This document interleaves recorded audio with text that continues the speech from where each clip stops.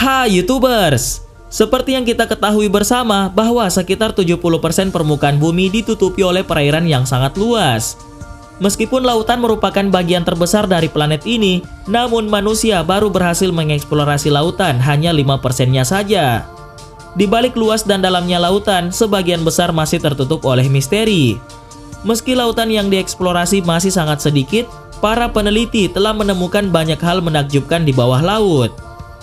Dari semua penemuan yang berhasil diungkap, ada beberapa penemuan di bawah laut yang terbilang cukup fenomenal. Dan berikut daftar penemuan paling fenomenal yang ada di bawah laut. Tapi sebelum masuk ke daftar, di bawah video ini ada tombol subscribe atau tombol berlangganan. Kalau kalian suka dengan konten-konten daftar 5, kalian bisa menekan tombol itu untuk berlangganan video atau konten daftar 5. Dan ini gratis. Oke, lanjut.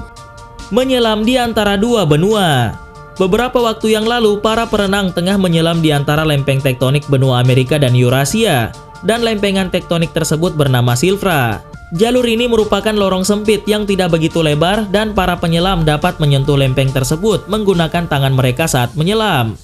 Retakan bumi ini terletak di Danau Thingvallavatn, tepatnya berada di Taman Nasional Thingvellir, Islandia. Retakan lempeng tektonik bernama Silfra tersebut merupakan bagian dari retakan besar yang menjadi pemisah antara benua Eropa dan Amerika. Di Samudra Atlantik, retakan pemisah dua benua tersebut tidak bisa terlihat karena dalamnya lautan. Namun di Silfra, air lelehan glacier membuat retakan bisa terlihat dengan sangat jelas. Silfra memang tempat yang pas untuk menikmati kegiatan menyelam sambil menyaksikan retakan bumi sebagai fenomena alam yang luar biasa. Air yang begitu jernih membuat segalanya jadi bisa terlihat dengan sangat jelas. Bahkan penyelam bisa memandang hingga jarak 100 meter saat berada di dalam air. Silfra juga memiliki sebuah gua, namun sangat sedikit wisatawan yang ke sana karena jalurnya sempit dan dalam sehingga sangat beresiko. Selain itu, bebatuan yang membentuk gua sewaktu-waktu juga dapat lepas dan runtuh. Sungai di bawah laut. Beberapa waktu yang lalu, dunia dicengangkan dengan munculnya foto-foto Cenote Angelita, yakni sungai bawah laut yang terletak di perairan Meksiko. Disebutkan bahwa yang menemukan sungai bawah laut ini adalah Anatoly Beloschin, yaitu seorang fotografer profesional yang berasal dari Rusia. Dan Cenote Angelita merupakan penemuannya yang mencengangkan saat mengeksplor bawah laut Meksiko untuk kepentingan pemotretan. Seiring dengan munculnya fenomena sungai bawah laut tersebut, kini bermunculan berbagai analisa yang mencoba menjawab keheranan dari banyak orang. Faktanya sungai merupakan jalan menuju lautan, jadi teorinya adalah akan ada bagian dari lautan yang mempertemukan antara air tawar dan air asin. Di daratan sendiri kita menyebutnya dengan muara dan di dalam laut kita menyebutnya sebagai underwater river. Konon, underwater river ini merupakan ilusi singkat yang mengacu pada fenomena yang dikenal dengan nama halocline.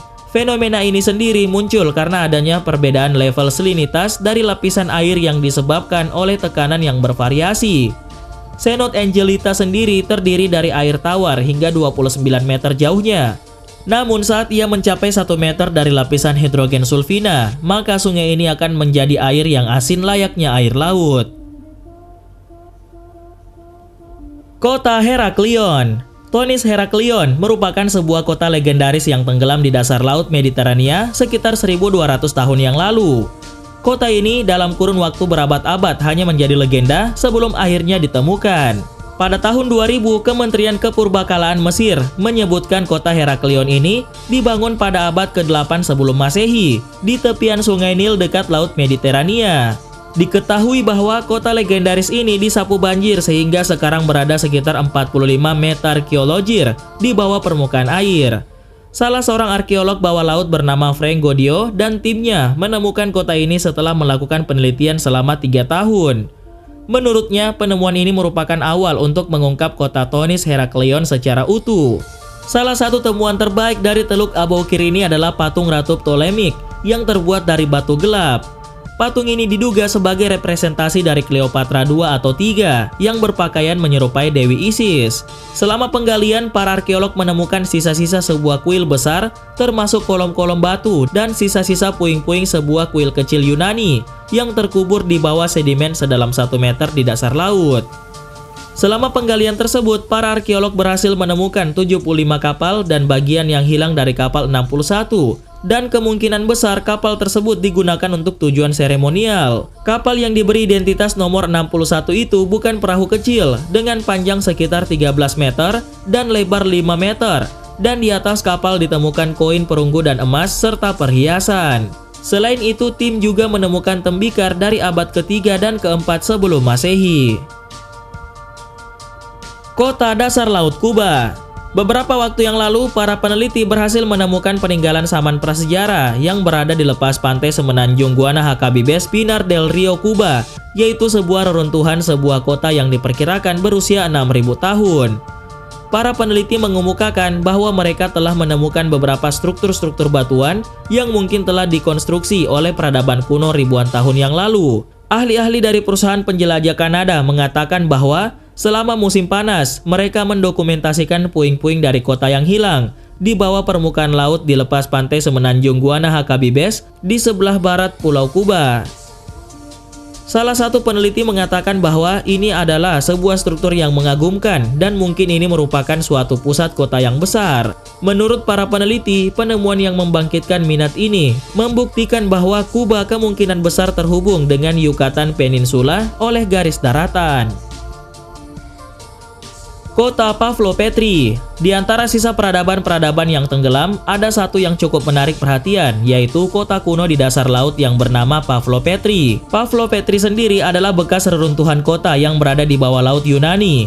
Kota ini memiliki peradaban di masa Mycenaean, yaitu sekitar tahun 1680 sampai 1180 sebelum Masehi. Pavlopetri sendiri terletak pada kedalaman 4 meter di bawah laut. Lokasi ini sangat strategis karena pada masa lalunya menjadi tempat lalu lintas pulau Kreta, Mediterania Timur, Mediterania Barat, pedalaman Lakonia, dan daratan Vatika. Dari tahun 2011 hingga 2013, 15 orang melakukan penyelaman ke dasar lautan. Dan tujuan dari penyelaman ini adalah sebagai tahap lanjutan dari survei serta penelitian yang telah dilakukan sebelumnya. Dalam penyelaman tersebut, sebuah tembikar ditemukan dan diduga berasal dari zaman akhir Neolitik atau tahun 3500 sebelum Masehi. Pada penyelaman itu juga ditemukan makam batu persegi panjang di dalam reruntuhan dinding rumah. Penemuan-penemuan tersebut menunjukkan bahwa peradaban di kota Pavlopetri mengalami perkembangan yang sangat pesat hingga pertengahan periode perunggu. Namun tidak diketahui di mana dan bagaimana peradaban tersebut dapat menghilang. Bimini Road.